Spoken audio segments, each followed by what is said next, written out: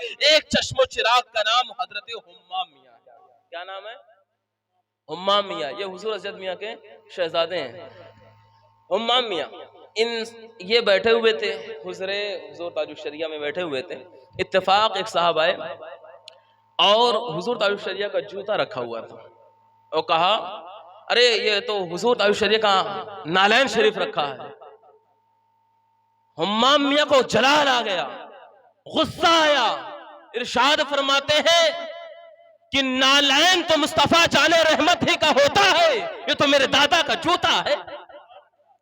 تاج الشریعہ ہے وہ, علم کے سمندر ہے وہ, لیکن سنو ایسا عشق ان کے دلوں میں پلایا گیا کہ رسول اللہ کی جہاں بات آ جائے گی وہاں خاندان نہیں دیکھیں گے, نسب نہیں دیکھیں گے, حسب نہیں دیکھیں گے, تقوی پرہیزگاری نہیں دیکھی جائے گی, معاملہ یہ دیکھا جائے گا یہ خصوصیات کس کے لیے ہیں, یہ الفاظ مختص کس کے لیے ہیں. تو مصطفیٰ کی جب بات آئی ہے تو آپ نے فرمایا ہے یہ دادا کا جوتا ہے, مصطفیٰ جان رحمت ہی کا نالین ہوتا ہے.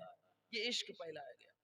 آپ کو بتاؤں اعلیٰ حضرت فاضل بریلوی رضی اللہ عنہ کے گھر کا معمول یہ تھا کہ اعلیٰ حضرت فاضل بریلوی رضی اللہ عنہ ایک دن رات کو تقریباً 2:30 بج رہے ہیں اور اعلیٰ حضرت فاضل بریلوی رونے لگتے ہیں, آنکھیں اشکبار ہیں, رو رہے ہیں. آپ کے زوجہ پوچھتے ہیں حضور سونا نہیں ہے, آپ روتے کیوں ہیں, آپ کی آنکھیں اشکبار کیوں ہیں؟ میرے امام فرماتے ہیں حامد کی ماں مجھے مدینہ بڑا یاد آتا ہے, حامد کی ماں مجھے مدینہ بڑا یاد آتا ہے. اعلیٰ حضرت کے زوجہ فرماتے ہیں حضور اللہ نے بڑا مال و اسباب عطا فرمایا ہے, دوبارہ چلے جائیں حج بیت اللہ کے لیے.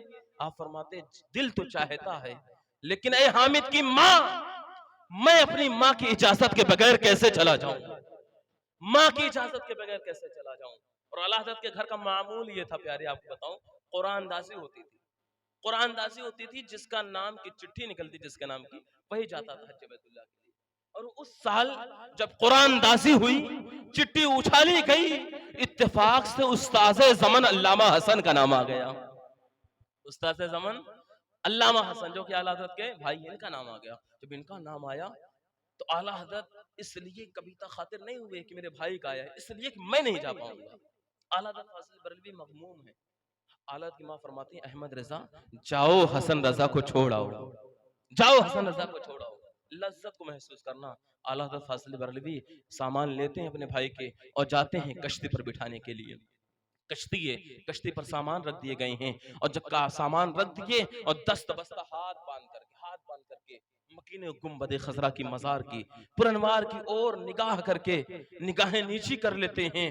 حجاج پوچھتے ہیں احمد رضا کیا ہوا؟ جب حجاج نے پوچھا تو میرے امام کی آنکھوں سے آنسو جاری ہوئے اور 2 قطرے آنسو کے زمین پر گرے ہیں. حجاج نے پوچھا احمد رضا کیوں روتے ہو, کیوں آنکھیں اشکبار ہیں؟ میرے امام فرماتے ہیں حاجیو پوچھتے ہوں میں کیوں میری آنکھیں کیوں اشکبار ہیں, میں روتا کیوں ہوں؟ تو سنو جان و دل ہوش و خرد سب تو مدینے پہنچے, تم نہیں چلتے رضا سارا تو سامان گیا, تم نہیں چلتے رضا سارا تو سامان گیا. حجاج پوچھتے ہو احمد رضا روتا کیوں ہے, بلکتا کیوں ہے, آنکھیں اشکبار کیوں ہے؟ سنو احمد رضا کا جسم ہندوستان میں ضرور ہے لیکن اس کے دل میں, اس کے جسم میں جو دل ہے مکین گنبد خضرا کے پاس ہے, اس کے سر میں جو دماغ ہے مکین گنبد خضرا کے پاس ہے. بظاہر جسم کا ڈھانچہ موجود ضرور ہے لیکن جان و دل ہوش و خرد سب تو مدینے پہنچے, تم نہیں چلتے رضا سارا تو سامان گیا. یہ جب اعلیٰ حضرت نے فرمایا یا اعلیٰ نے بات کہی, حجاج کشتی سے نیچے اتر گئے. کہا اس طریقے سے عاشق صادق کو ہم چھوڑ کر کے ہم نہیں جا سکتے.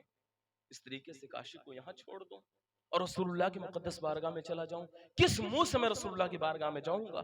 حضور پوچھ لیے میرے عاشق احمد رضا کو چھوڑ دیے, کیا جواب دوں گا؟ حجاج کرام اتر گئے, کہے احمد رضا اب بغیر تمہیں لیے میں نہیں جاؤں, اب بغیر آپ کو لیے ہم یہاں سے نہیں جانے والے ہیں. اعلیٰ حضرت گھر واپس تشریف لائے. جب گھر آئے اعلیٰ حضرت کی ماں تو منع ہوتی ہے, بچے کے چہرے کو دیکھ کے پڑھ لیتی ہے بچے کے دل میں چل کیا رہا ہے. اعلیٰ حضرت کی ماں نے جب دیکھا اعلیٰ حضرت آ گئے، اعلیٰ حضرت کی ماں فرماتے ہیں شہزادے حسن رضا کو چھوڑ آئے ہو، حسن رضا کو چھوڑ آئے؟ میرے امام کوئی جواب نہیں دیتے ہیں، نگاہیں نیچی کرتے ہیں، رونے لگتے ہیں، آنکھیں اشکبار ہیں، رو رہے ہیں، قطرات گر رہے ہیں، آنسوؤں کے لڑی بن کے گر رہے ہیں۔ میرے امام کی ماں فرماتی ہیں احمد رضا مجھے معلوم تھا جب حسن رضا کو چھوڑنے جاؤ گے آنکھیں اشکبار ہو جائیں گی، مجھے پتا تھا تم بھی جانا چاہتے ہو، لو میں نے تمہارا بھی سامان تیار کر دیا ہے، تم بھی جاؤ مکین گنبد خضرا کی زیارت کرو، جاؤ تم بھی چلے جاؤ۔ میرے امام فرماتے ہیں ان کے طفیل حج بھی خدا نے کرا دیے، اصل مراد حاصل تو اس پاک در کی ہے، اصل مراد حاصل اس پاک در کی ہے۔ پھر میرے امام عاشقوں کے پیشوا حج بیت اللہ کے لیے نکلے ہیں، اور کشتی میں سوار ہو کر کے میرے امام روضہ رسول کے قریب جاتے ہیں۔ اب وہاں پر جب آپ اترتے ہیں، اترنے کے بعد آپ کے خلیفہ علامہ ضیاء الدین مدنی ان کے مکان پر ٹھہرتے ہیں، رات کو 2-3 بجے وہاں بھی اٹھتے وہاں بھی روتے۔ آپ کے خلیفہ علامہ ضیاء الدین مدنی فرماتے ہیں حضور سونا نہیں ہے کیوں روتے ہو؟ آپ فرماتے ہیں کہ ضیاء الدین یار مجھے حضور کی بڑی یاد آتی ہے، حضور کی بڑی یاد آتی ہے، حضور کا عشق رلاتا ہے۔ آپ کے خلیفہ علامہ ضیاء الدین مدنی فرماتے ہیں ہندوستان میں تھے روتے تھے بات سمجھ میں آتی تھی، اب یہاں آ کے رونا کیسا، یہاں آ کر کے بلکنا کیسا، یہاں آ کر کے آنسو بہانا کیسا؟ میرے امام فرماتے میں رو اس لیے رہا ہوں میں ہندوستان میں نبی کو نہیں دیکھتا تھا، آنکھیں اشکبار ہوتی تھی، آج جب میں مصطفیٰ کی مقدس بارگاہ میں حاضر ہوں پھر بھی محبوب پردے میں ہے، میرا ایمان و عقیدہ تو یہ ہے یا رسول اللہ اٹھا دو پردہ، اٹھا دو پردہ، دکھا دو چہرہ کہ نور باری حجاب میں ہے، زمانہ تاریک ہو رہا ہے، مہر کب سے نقاب میں ہے، آقا یہ پوری دنیا میں جو تاریکی چھائی ہوئی ہے روح زیبا سے پردہ تو اٹھائے پوری دنیا چکا چوند ہو جائے۔ چونکہ ابو ہریرہ نے کہا تھا کأن الشمس تجری فی وجہی، جب رخ مصطفیٰ کو دیکھتا ہوں ایسا لگتا ہے سورج تیر رہا ہو۔ جابر بن سمرہ سے پوچھا گیا، جابر بن سمرہ کہتے ہیں ان جابر بن سمرہ رضی اللہ تعالیٰ عنہ فی لیلۃ الاضحی جانے والی حلۃ حمراء فجعلت انظر الیہ والى القمر فهو عندي احسن من القمر۔ جابر بن سمرہ کہتے ہیں میں نے حضور کو سرخ یمنی جوڑا پہنے ہوئے دیکھا، جب میں حضور کے رخ زیبا کو چاندنی رات میں سرخ یمنی جوڑا پہنے ہوئے دیکھتا تو کبھی میں چاند کی چاندنی کو دیکھتا، کبھی حضور کے رخ زیبا کو دیکھتا تھا تو حضور کے رخ زیبا چاند سے زیادہ حسین و جمیل نظر آتے تھے۔ یہ چمک تھی مصطفیٰ کی۔ اب بتائیں میرے امام عشق میں ڈوب کر کے فرماتے یار ضیاء الدین چل نبی کی بارگاہ میں چلتے ہیں اور حضور کو نعت سنا کر کے آتے ہیں۔ رات کا آخری پہر ہے، میرے امام علامہ ضیاء الدین مدنی کو لیتے ہیں، روضہ رسول پر حاضر ہوتے ہیں اور وہاں جا کر کے کلام پڑھتے ہیں اور کون سے شعر پڑھتے ہیں؟ کہتے ہیں وہ صوبے لالا زار پھرتے ہیں، وہ صوبے لالا زار پھرتے ہیں، تیرے دن اے بہار پھرتے ہیں، تیرے در سے جو یار پھرتے ہیں، در بدر یوں ہی خار پھرتے ہیں۔ پھر میرے امام فرماتے ہیں ضیاء الدین وہ دیکھو مصر کا بادشاہ جا رہا ہے، وہ دیکھو لبنان کا بادشاہ جا رہا ہے، فرماتے ہیں دیکھو وہ فلاں بادشاہ جا رہا ہے، وہ دیکھو فلاں بادشاہ جا رہا ہے۔ پھر میرے امام فرماتے ہیں میں اس گلی کا گدھا ہوں جس میں میں اس گلی کا گدھا ہوں جس میں مانگتے تاجدار پھرتے ہیں، مانگتے تاجدار پھرتے ہیں۔ یہ کہتے کہتے میرے امام کی ہچکیاں بنتی ہیں۔ پھر فرماتے ہیں کوئی کیوں پوچھے تیری بات رضا، کوئی کیوں پوچھے تیری بات رضا، تجھ سے کتے ہزار پھرتے ہیں۔ اے احمد رضا تو چاہتا یہ ہے کہ جیتے جی ماتھوں کی نگاہوں سے مکین گنبد خضرا کی زیارت ہو جائے، تو چاہتا یہ ہے کہ رسول اللہ کی بے پردہ زیارت ہو جائے۔ اے احمد رضا سن 70,000 فرشتے صبح آتے ہیں، 70,000 فرشتے شام کو آتے ہیں، اور جو فرشتہ ایک مرتبہ آ گیا تا قیام قیامت اس کی باری نہیں آیا کرتی ہے۔ اے احمد رضا بڑے بڑے عقبا نقبا نجبا اوتاد اغواس یہ تمام لوگ رسول اللہ کی مقدس بارگاہ میں آتے اس لیے ہیں کہ انہیں رسول اللہ کی زیارت ہو جائے۔ اے احمد رضا کوئی کیوں پوچھے تیری بات رضا، کوئی کیوں پوچھے تیری بات رضا، تجھ سے کتنے ہزار پھرتے ہیں، تجھ سے کتے ہزار پھرتے ہیں۔ میرے امام بار بار ہی شعر پڑھ رہے ہیں، آنکھیں اشک بار ہیں، زاروں قطار رو رہے ہیں، کہتے کوئی کیوں پوچھے تیری بات رضا، کوئی کیوں پوچھے تیری بات رضا۔ علامہ ضیاء الدین مدنی فرماتے ہیں قسم ہے مجھے مصطفیٰ کے سبز گنبد کی، ہم نے رسول اللہ کے مزار پرانوار کی جالیوں کو کھلتے ہوئے دیکھا ہے، اور بریلی کے امام کو مصطفیٰ کے قدموں سے لگے ہوئے دیکھا ہے، اور میں پکار پکار کر کہہ رہا تھا اب ہر کوئی پوچھے گا تیری بات رضا، اب ہر کوئی پوچھے گا تیری بات رضا، تیرے عاشق ہزار پھر واہ واہ سبحان اللہ سبحان اللہ سبحان اللہ۔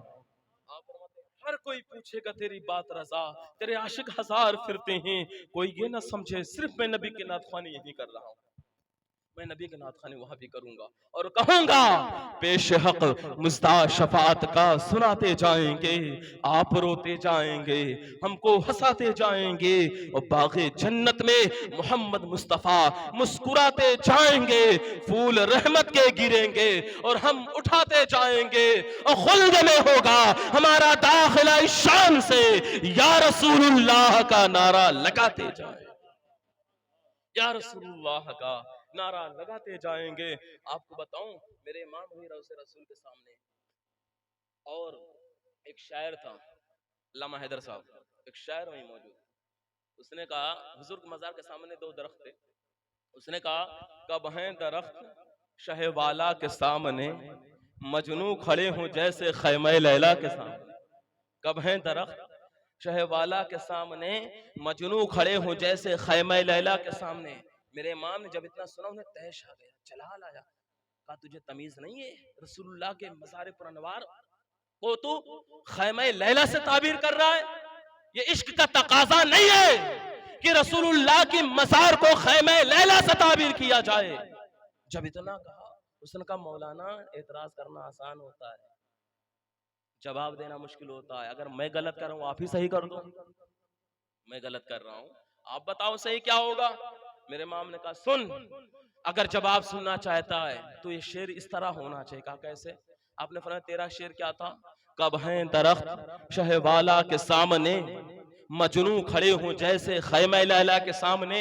یہ شعر ایسا نہیں، ایسا ہونا چاہیے کب ہیں درخت شہ والا کے سامنے قدسی کھڑے ہو جیسے خیمہ لیلا کے سامنے، قدسی کھڑے ہوں، قدسی کھڑے ہوں، قدسی کھڑے ہوں جیسے خیمہ میں، قدسی کھڑے ہوں جیسے عرش معلیٰ کے سامنے، قدسی کھڑے ہوں جیسے عرش معلیٰ کے سامنے، کب ہیں درخت شہ والا کے سامنے، قدسی کھڑے ہوں جیسے عرش معلیٰ کے سامنے۔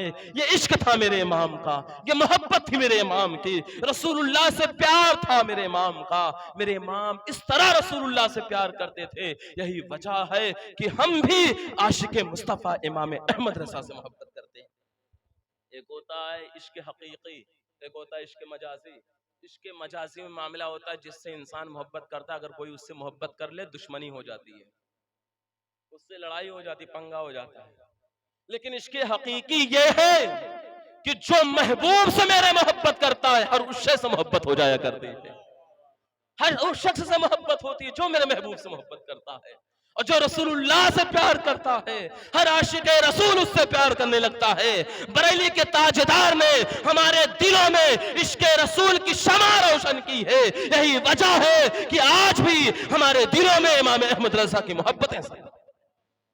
اب عشق رسول کے بعد آپ کو بتاؤں اعلیٰ حضرت کا عشق، اعلیٰ حضرت فاضل بریلوی بارگاہ میں بڑے بڑے نواب آتے تھے، چاہتے تھے کہ ہم جو ہے اعلیٰ حضرت فاضل بریلوی کو اپنے ہاں دعوتیں دیں، لیکن عشق رسول کا تقاضا آپ کو بتاؤں اعلیٰ حضرت فاضل بریلوی ہیں، ظہر کی نماز ادا کی ہے، مسجد سے باہر نکلے ہیں اور ایک چھوٹا سا بچہ ہے آیا ہے کرتے میں کچھ چھپا کر کے آ کے قریب ہوا، کہا حضور آپ ہمارے ہاں دعوت قبول فرمائیں گے، آپ ہمارے ہاں دعوت کھائیں گے؟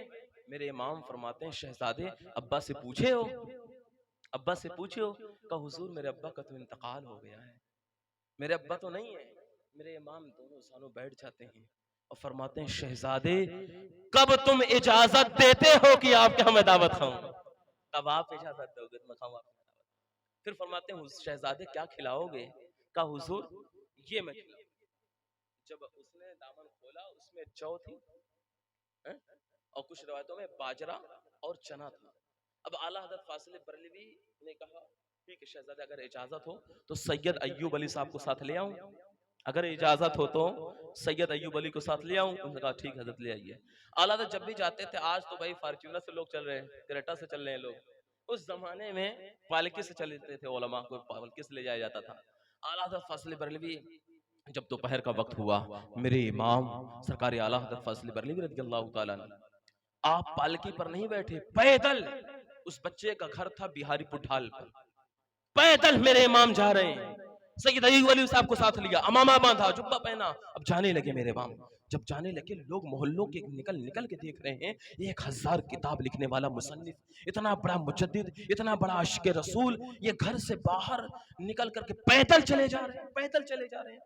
وہ بڑا تعجب، لوگ نکل کر دیکھ رہے ہیں۔ پھر اعلیٰ حضرت اس بچے کے مکان پر پہنچے، مختصر بات اگر بتاؤں، اعلیٰ حضرت اس بچے کے مکان پر پہنچے، کہا شہزادے اجازت ہے؟ کہا حضور 1 منٹ آ رہا ہوں گھر سے۔ اندر گیا، اندر سے ٹاٹ لیا، ٹاٹ لیا، بوریا لیا، لے کے باہر آیا، آ کر کے راستے پر دروازے کے باہر بچھا دیا کہ حضور بیٹھے۔